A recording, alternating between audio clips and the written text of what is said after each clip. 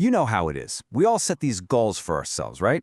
This is the year I'm going to exercise more, or I'm finally going to learn that new skill. We start out super motivated, but then life happens. And those big ambitions, they just kind of fizzle out. So, what's the deal? Why does this happen over and over again? Why do our best intentions so often just end up as a forgotten note on our phone? Well, it usually boils down to one simple thing.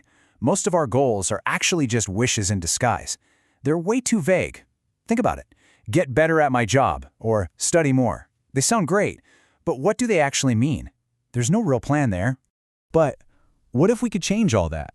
What if there was a simple, almost like a formula, to turn those vague wishes into something you could actually, do?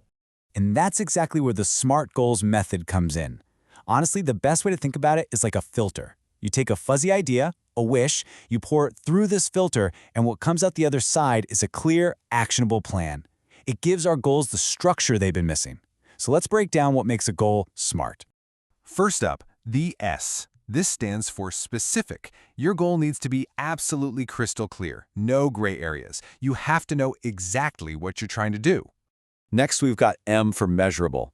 This is a big one. How will you know when you've actually done it? You need a number, a target, some way to track your progress so you can know for sure when you've crossed the finish line. A is for achievable. This is your reality check.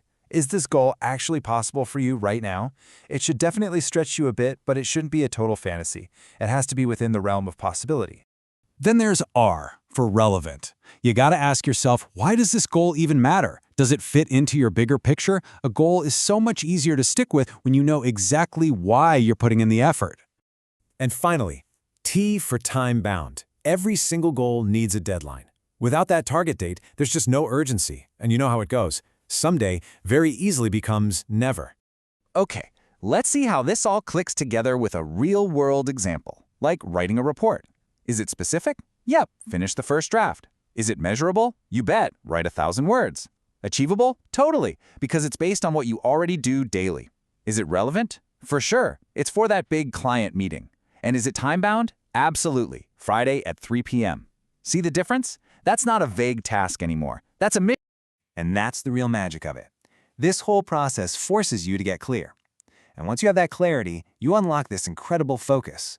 You suddenly know exactly what you need to do and when you need to do it. So, let's see this thing in action. How does it work in our everyday lives? Let's start with our professional life, where this can be an absolute game changer, especially if you're working remotely. So instead of a vague goal like, I'll work on presentations today, which, let's be honest, can lead to hours of just staring at a screen, the SMART goal is, I will complete 3 slides with visuals by 2 p.m. That gives you a mini deadline, it kills procrastination, and you get that awesome feeling of actually getting something done.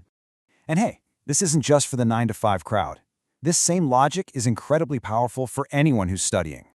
A goal like study more math just feels heavy, right? It's endless. It creates so much stress.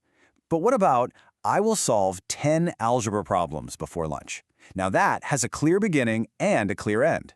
It builds your confidence because you know exactly when you're finished, and you can look back and see what you accomplished. And of course, this framework fits perfectly into our personal lives, especially with things like health and fitness goals. This is such a classic example. I want to get fit is a wish. It's a great wish, but it's not a plan. But I will run for 15 minutes 3 times a week for the next month. Now we're talking. That's a plan. You can track it, you can adjust it, and it turns this huge, intimidating idea into small, totally manageable steps. Okay, so now you've seen how powerful this can be. The big question is, how do you actually get started with this? Like right now? Honestly, it's this simple. First, just pick one thing. One goal that you really care about. Then, just run it through that 5-step filter we talked about. Is it specific, measurable? You know the drill. Next, and this is important, physically write it down somewhere. Make it real. And finally, just check in on it now and then. It's not set in stone, you can always tweak it as you go. And really, that's what this is all about. This framework is the bridge that helps you walk from the land of hoping for something to the land of actually achieving it. It's about turning those fuzzy intentions into real, practical steps. So, what's one wish you can turn into a real plan today?